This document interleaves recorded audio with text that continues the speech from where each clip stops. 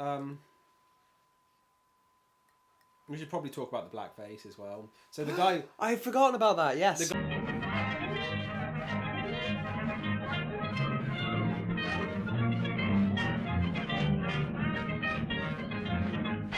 Hello, welcome to ABC's Films. I'm Alex, that's Barry over there. Today we're going to be watching a Best Picture winner, 1959, one of the most famous Best Picture winners of all time. Ben-Hur, quite famously won 11 Oscars, was the first film to do so. Tied for the most Oscars with Ben-Hur, not Ben-Hur. No, Ben-Hur's Titanic and Return of the King, Lord of the Rings. Interesting, actually. Like, I don't think any of those films actually won any of the big Oscars of the time, like Best Director and Best... No. Yeah. They did. Like, Best Actor, though.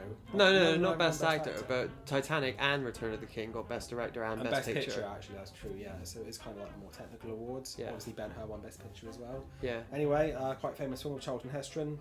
Heston. Famous chariot scene where people died. Did they? Yeah, people died filming it. I know there's a famous bit where one of the carts flips, you can see a gas canister in the bottom of it, but... 15 horses were injured. So, should be a good one, hopefully. So for every 15 horses injured, one person dies. Yeah. That's why they need those people on set to check that. More expendable, really, aren't they? Yeah. So yeah, hopefully it should be a good one. See how to jump.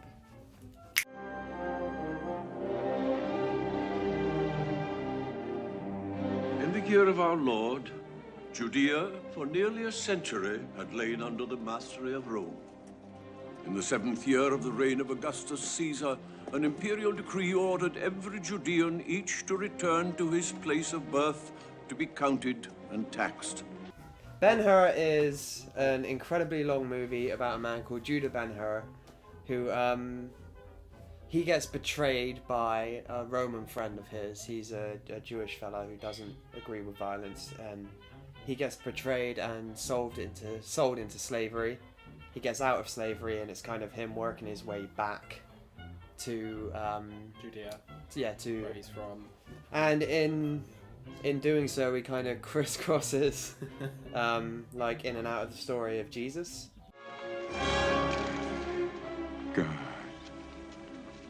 help me.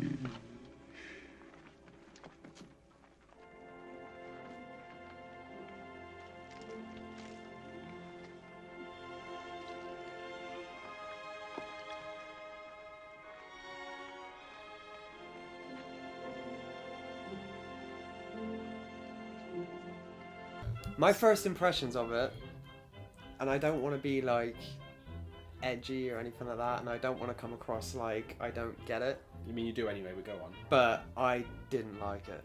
I didn't enjoy it that much either. Yeah. As a film, I didn't enjoy it. I think there's aspects of the production that are really interesting. The production sets, was great. yeah. The action scenes were amazing. Those like the standout parts of the film. Yeah. Obviously, everyone talks about the chariot scene. The chariot scene made me wake up. Yeah. Because I was like nearly falling asleep throughout the entire thing. I did That's fall not asleep. that's not entirely the film's fault. We had Yeah. had a long day before we watched it. We were doing cool sports before our mile. Yeah, we were playing Dungeons and Dragons.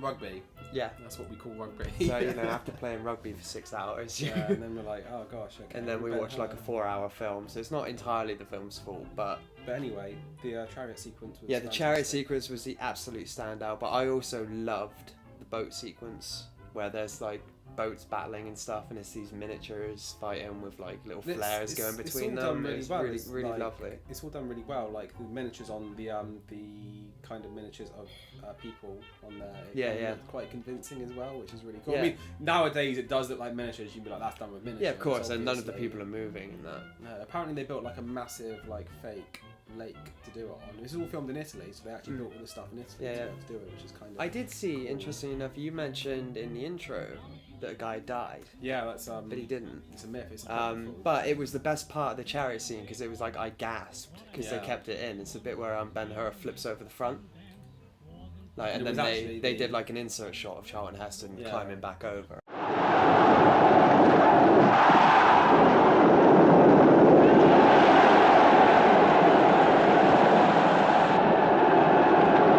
Reading up though last night Yeah, go ahead. on Wikipedia was actually really interesting. Yeah, I was Yeah, like usually you're just kind of like, oh yeah, they filmed it in blah blah blah. But this seems like probably be a good documentary about the making of this film. I imagine don't know if there is on the Blu-ray. Almost guaranteed to be, I imagine. But it's kind of like, because this film was endured and obviously it made so much money and had quite a big cultural impact. Not as much as Gone with the Wind, but still, like, of the early Oscar-winning films, this is one of the ones that have endured the most.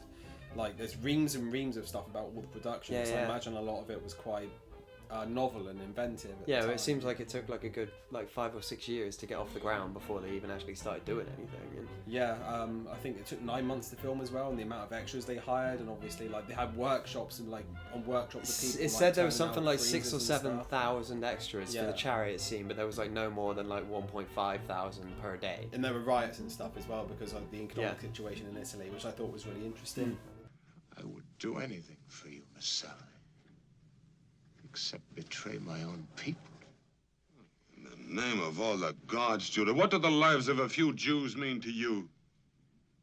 Did you read that apparently that he's coded gay? Yeah, I read that. The Roman guy that is made coded as gay. When I was reading about it, that made a lot of sense to me. I was thinking at the beginning, I was like, they're coming off as a little gay. Yeah.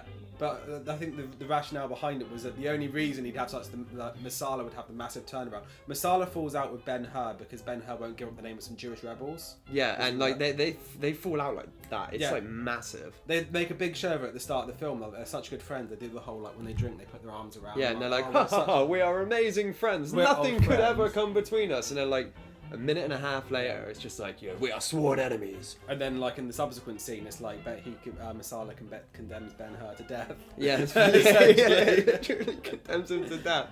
So I kind of, I mean, it is a bit homoerotic, and I can kind of see that maybe it was written that way. Gay people are known for condemning people to death. Yeah, Gore Vidal did say that that's the only way he can make sense. That is true. It was that queer.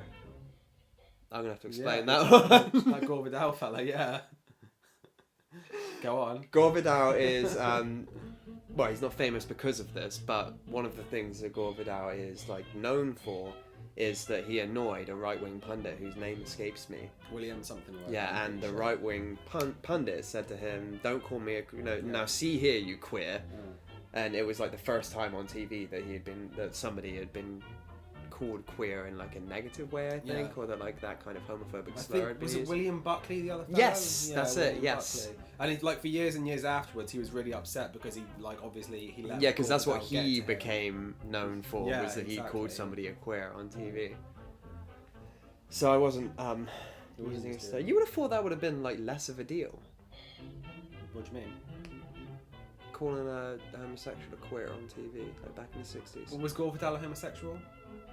Or was he just I thought that's why you said that it made sense that he would write that. No, it made sense to Gore Vidal. That's the only way that scene made sense to him. Oh, right. Was the kind of the turnaround like that Tikka Masala had on Charlton Heston's character Ben Hur. No, I don't know if he was gay. I assume he was because of the whole queer thing. But... I had a dream about him once. Why would he call him queer? Alright, go on. It's not a very interesting dream actually, but this is with my ex-girlfriend, and I dreamt that my ex-girlfriend's sister had died, and I was really upset about it. On the steps of a museum, strangely enough, because I'm in a dream. Then who comes out to comfort me but Gore Vidal to oh, it's okay. I can't remember exactly what he said, but in my dream it sounded really wise, Now listen, you queer, stop calling me a crypto-Nazi. Let's stop calling names. I'll slap you in your goddamn face, and you'll stay plastered.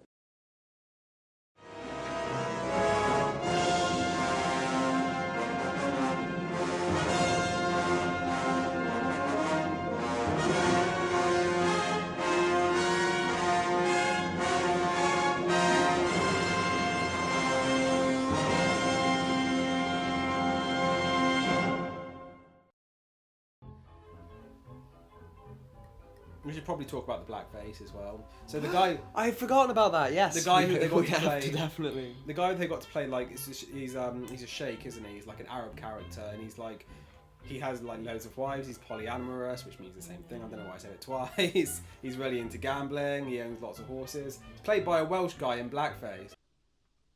Did it not answer your purpose? I must deal with Messala in my own way. Is he Welsh? Is he? I completely forgot after we seen it.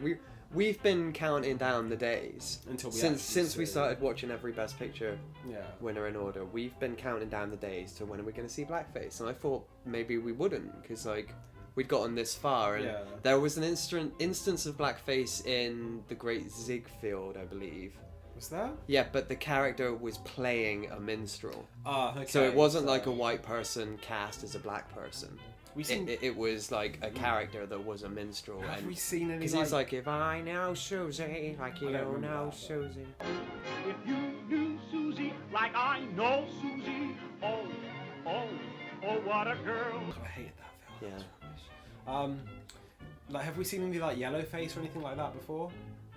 I don't think we have we? It wouldn't surprise me if we have, but we haven't really noticed it. Yeah, I imagine. You know, like this guy's in it all the way through, and it's so obvious. It's like he looks Jewish. Yeah, Like absolutely. he's got a Jewish facial structure, and like in some scenes he's like really dark. In other Yeah. scenes he's just kind of like. Speaking of which, as well, in terms of actual like African or African descendant actors in this, I think the only example is with the Savages kind of dance that they're doing. Yeah, I saw that. Yeah, because that was it. I actually thought to myself, like it was unusual to see that many black people on screen at the time. Yeah, but they They're were not just- doing anything yeah, yeah. significant, but they were on screen. No speaking roles whatsoever. It was kind of Yeah. just like an African tribal dance to entertain the Romans, and that was the sole Yeah. extent of black fellas in this film. So Baby steps. baby steps, of course. Because this is like pre. Sidney Poitier, yeah. I was gonna say civil rights movement. Just about, yeah, like Yeah. 7 years beforehand, before they got the right to. When was Rosa Parks? It was like 61, 62, wasn't it? Yeah. I don't know my civil rights history.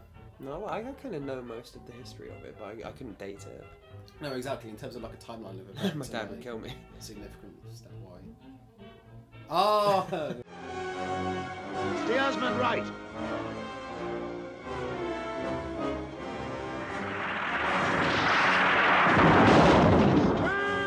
It's no Transformers, is it? Ben-Hur is just too long, and it's just paced too badly. And I said this when we were watching it yesterday as well. I feel like as a novel, and it was based on a novel that was released in 1880. Just putting it out there, just saying that. But I feel like Nerd. like in a novel, when you have time to go into the character's motivations, it'd probably be a much better story. But in this, it's kind of like, oh, here's the Roman general who adopts him as a son. Oh, now he's not in the story anymore. There were a And just lot kind of scenes blitzed by that like went that. on far too long. Yeah.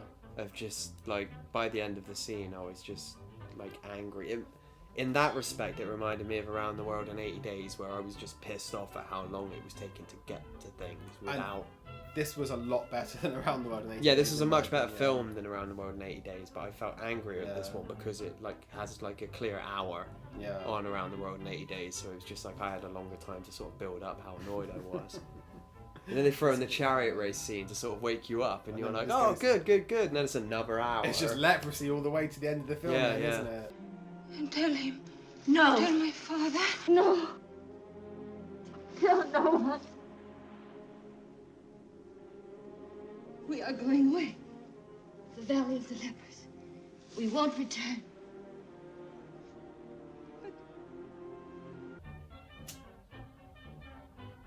For the time it came out, Yeah.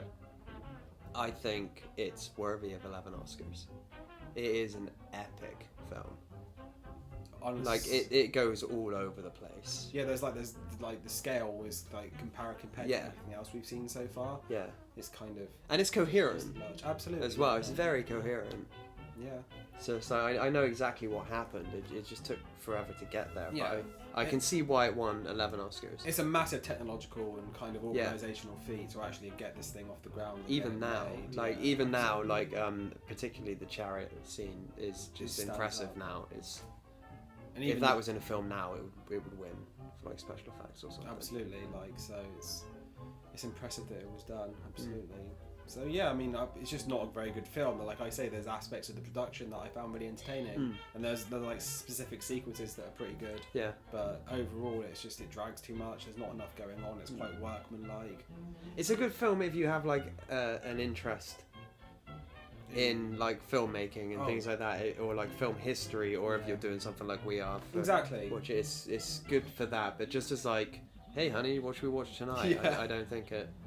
It probably lead to sex though. Absolutely. Like, you're so bored. Like, oh, Yeah. I'll just touch his dick. About an hour and a half upstairs. into it, and you're still sort of like, still 2 hours left. Yeah, oh fuck. We should have sex instead. Yeah. No, it was good. It was there's lots to enjoy in this one. Just again, like I said, it's one where the technical aspects have been so well documented because it's such a large, well-known film that there's probably a lot that you could read into about the technical aspects and everything that happened in the production. So it's like you say, as a film buff, there's probably a lot to pass there. Yeah. So we just didn't enjoy it that much. No. But you can appreciate certain parts of it. Yeah, for sure. I definitely appreciate it. So yeah, that's our review of Ben-Hur. Like and subscribe. Hit the bell if you want to be notified of when our videos come out. Every week on a Tuesday. Also on Fridays we have our new show called The Alex Report, where I interview conservative commentators about conservative stuff. I'm not a conservative commentator. Ben Shapiro's on next week. God, you two talking, but like, who can talk fastest? I look a bit like him, I think. Just not. Yeah, a little bit, yeah. I don't have the Hanukkah? Fuck. I don't have Hanukkah. Yarmulke. Every night I bring her Frankfurter sandwiches, Frankfurter sandwiches. Oh, my baby loves those Frankfurter sandwiches, Frankfurter sandwiches. I try to win her with candy, ice cream and custard. But how she likes hot dogs with mustard.